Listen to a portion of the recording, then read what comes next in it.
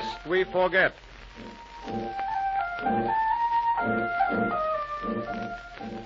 Lest we forget, A Better World for Youth presents Educating Youth for Democracy. While America is fighting the most important war in our history, while the men and women of our nation are making the greatest sacrifices to ensure our victory and the maintenance of the democratic way of life, what of young America? What of the youth of our nation, those young boys and girls who are not yet old enough to serve directly in our great struggle? What of the youth of whom the orators so often speak these days? Yes, ladies and gentlemen, when we resolve the question, we can see that the great reason for our struggle is not to free the world from tyranny just for ourselves. It is to ensure the freedom we now enjoy for those generations who are to come after us. The young boys and girls of today, their children and their children's children, those are the people we're fighting for. We're fighting to keep the precious heritage of freedom for those whose duty it will be to rebuild and fortify a war-torn world. And how are we keeping the light of liberty burning in our children's souls? The orators can tell us that, too. There is no more precious gift that we can give to the youth of America than a free, democratic education, the kind of education that every American is entitled to. Not just reading and writing and arithmetic. You can learn those things anywhere. But American schools teach the gospel of democracy, equal opportunity, tolerance, fair play. Our schools teach the ideals that formed the beginnings of this country, the ideals that have made it great and shall continue with God's will to keep it great. That's true. You can learn a lot of things in the Little Red Schoolhouse. Some really great men have come from humble beginnings. It was what they learned at school that gave them their opportunity to become great. When young America had just come into its own more than 150 years ago, one of the first problems to confront our new government was public education. Listen to what Thomas Jefferson said. Above all things, I hope the education of the people will be attended to. Educate and inform everyone. Enable them to see that it is to their interest to preserve peace and order, and they'll preserve them. They are the only sure reliance for the preservation of our liberty. Preach a crusade against ignorance. Establish and improve the law for educating the common people. The tax which is paid for this purpose is not more than 1,000th part of what will be paid to kings and nobles who will rise up among us if we leave the people in ignorance. Yes, that's what Thomas Jefferson said. And as time passed and the rugged pioneers started their secret westward drive against the frontiers, log cabin colonies sprang up in Kentucky and Illinois. And no sooner were the cabins built and the first crops harvested than meetings like this one always gathered. Well, we got the time now, men, and there's going to be no more excuses. We got to do something about educating our children. Oh, well, why should we, Tom? What good is book learning going to do anybody out here in the wilderness? Plenty of good. We have a great country here. Land that's been mighty good to us, giving us life, giving us a new way of life. If each one of us had time to sit down and tell his children what America really means, then maybe we wouldn't need a school out here. But we got work to do, and lots of work. Before we know it, our children will be growing up ignorant. Is that what you want, George? No, but you people are planning to keep these youngsters in school for years. Does it take that long to learn about America? A lifetime wouldn't be long enough, George.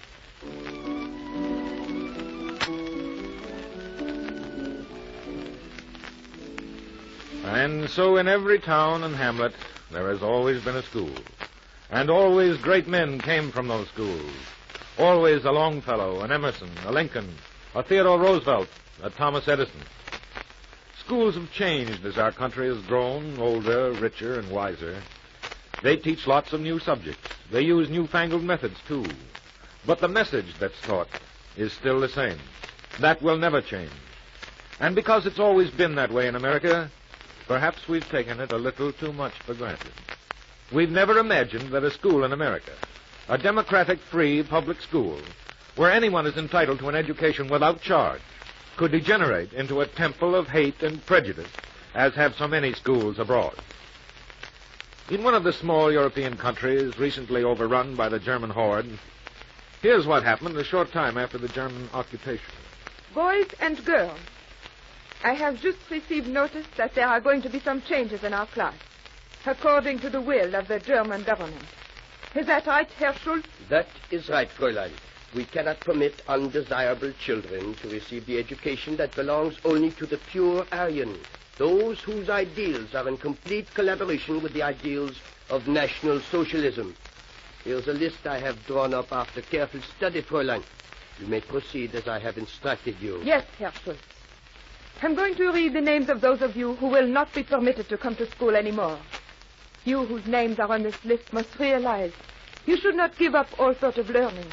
If you cannot come to school, you must study by yourself. Fräulein. Yes, Herr Schultz. You will make no more such statements. When these children leave the school, they are to leave all thoughts of learning behind. Education is no longer a right here in this country. It is a privilege reserved for those whom the state finds worthy. You will read the list, please.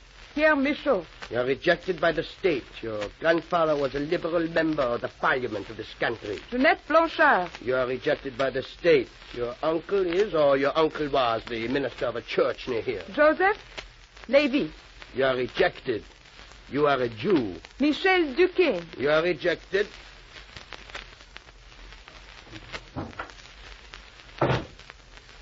All those whose names are on the list are gone, Herr Schultz.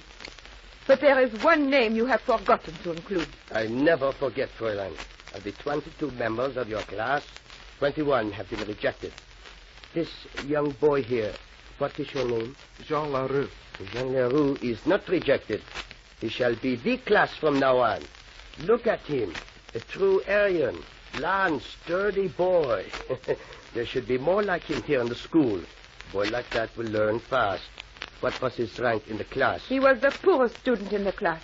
Oh, of course. That only proves what a bad school system you have here. Now, what was it this forgetting to place a name on the list? It is true, Herr Schultz. You have forgotten one name. Here, I shall add it on myself. At the bottom of the list where it deserves to be. Christine Beauchamp. There was no one in the class by that name. I have seen the files. Who is this Christine Beauchamp? She's someone who didn't realize what would happen if school teachers could prove unfaithful to their ideals. That's what happened in Germany. Fräulein, I insist that She you thought tell... she could be free in a little world all her own. She tried to close her eyes to what was happening. But her eyes are open now, and she'll have no part of the education you Nazis deal out.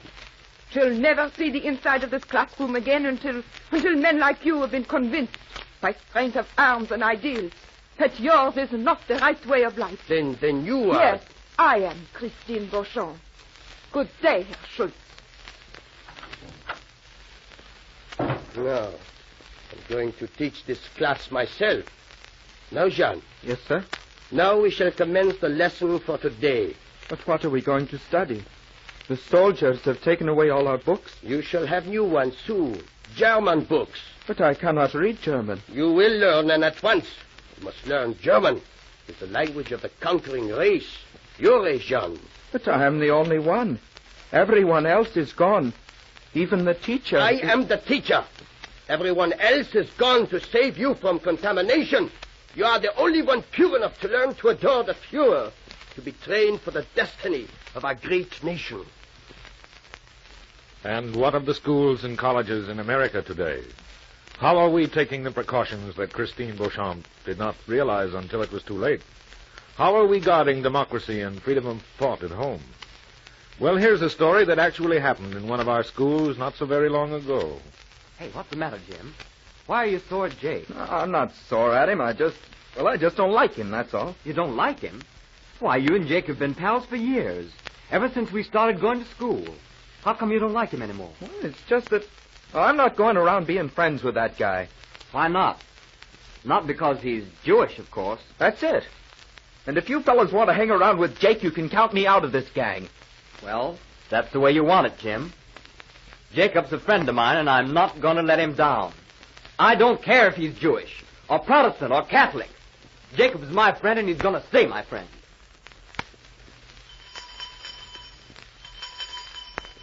Well, boys, I have a real surprise for you today. I'd like to introduce a new member of our class. This is Fritz Schmidt. Fritz was here with his family when the war broke out, and he's going to stay here in the school with us for the duration. Now, Fritz, if you'll just take that vacant seat in the second row, please. Sir, that boy. The one I will be sitting next to. Well? But he's a Jew. I can't sit next to him. And I am a Catholic. You're going to be taught by me. You cannot do this to me. I will not stay in this school with Catholics and Jews. You must teach dangerous propaganda here. Lies. I will not stay here. Very well, Fritz. You may take that vacant seat in the back of the room for the rest of the day. And after school is out this afternoon, we'll have a little talk. And I'm sure that we'll be able to straighten things out for you.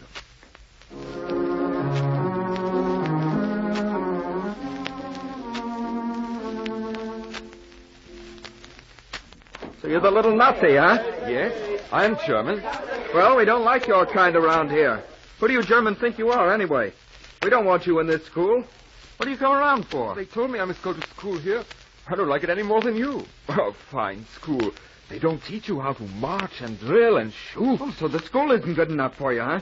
You don't like it here, huh? No, and I don't like your attitude. I'm not accustomed to being treated like this. Oh, tough, huh? Well, I guess we can handle you all right.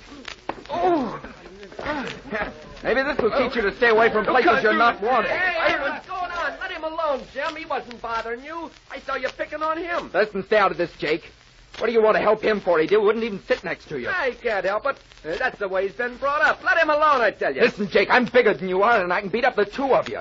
Now get out of here, quick. Not until you let him alone. All right, Fritz, you better go back into the classroom. Jim and I got something to talk over. Come on, Fritz, run. What a fool you are helping him out. Now I'm going to give you the beating he was going to get. Boys, what's going on here? Nothing, Mr. Scott. Jim and I were just practicing some wrestling. Pretty strenuous practice. Well, you'd better hurry back to class. The bell should ring any minute now. All right, boys. Come to order now. Where's Fritz? Over here, sir, where you told me to sit before. Next to Jake.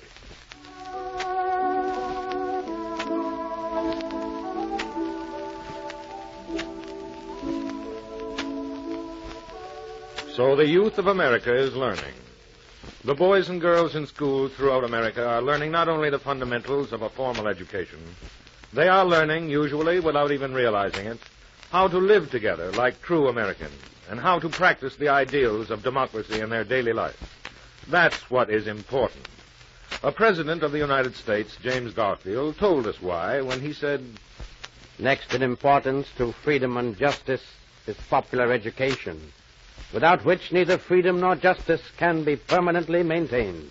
And when a teacher asked Jim to define democracy a short time ago, Jim the bully had this to say. Democracy? Well, it's a government of all the people, by all the people, and for all the people. For Jim had learned. And Fritz had a definition, too. I'm not sure I understand it yet, but I think it means that everyone has the same rights, the same duties, the same privileges. Yes, Fritz was learning, too. And when it came time for Jake to stand up, he thought carefully for a moment before he said, Form of government that wants us young people to learn, not just for our own benefit, but so that when we grow older, we'll be worthy of having a hand in our own government. You see, the youth of America is learning, and learning well, and learning well.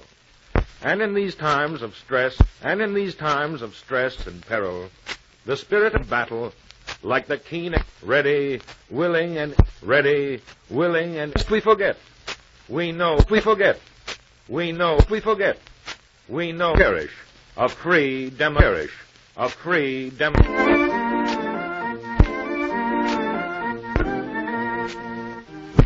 Electrically transcribed. Presentation of the Institute of Oral...